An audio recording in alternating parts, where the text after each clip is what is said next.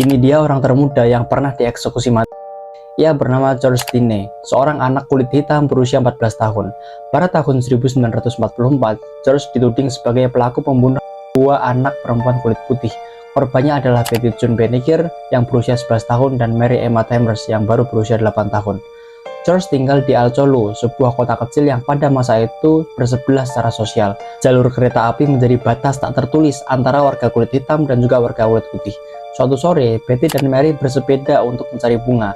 Ketika melewati rumah George, mereka berhenti dan berbincang singkat. Mereka bertanya apakah George mengetahui tempat bunga maytop tumbuh. Setelah percakapan singkat itu, Betty dan Mary tidak pernah terlihat lagi.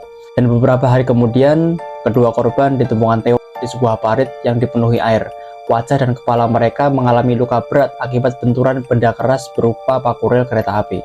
Meski terdapat memar di area tubuh tertentu, penyelidik tidak menemui bukti kekerasan seksual.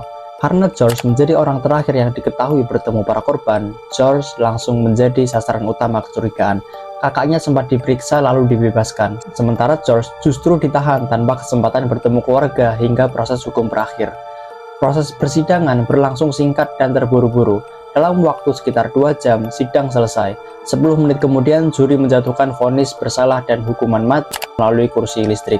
Dan anehnya adalah, pada masa itu, usia anak tidak menjadi penghalang untuk hukuman seberat ini.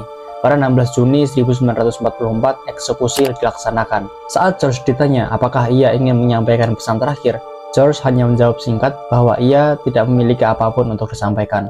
Mulutnya kemudian disumpal, wajahnya ditutup, dan tubuhnya terlihat gemetar. Ketika aliran listrik dialirkan, penutup wajahnya terlepas, dan terlihat tangisan seorang anak kecil terlihat jelas di hadapan para saksi. Tragedi ini tidak berhenti di sana.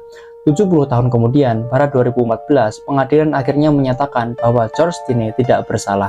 Dan akhirnya, kasus ini dikenang sebagai kegagalan besar sistem hukum. Di tengah kuatnya rasisme pada saat itu, George diduga dijadikan pelampiasan karena pelaku sebenarnya tak pernah berhasil ditemukan. Sebuah keyakinan juga dipegang oleh keluarganya sendiri. Gimana menurut kalian?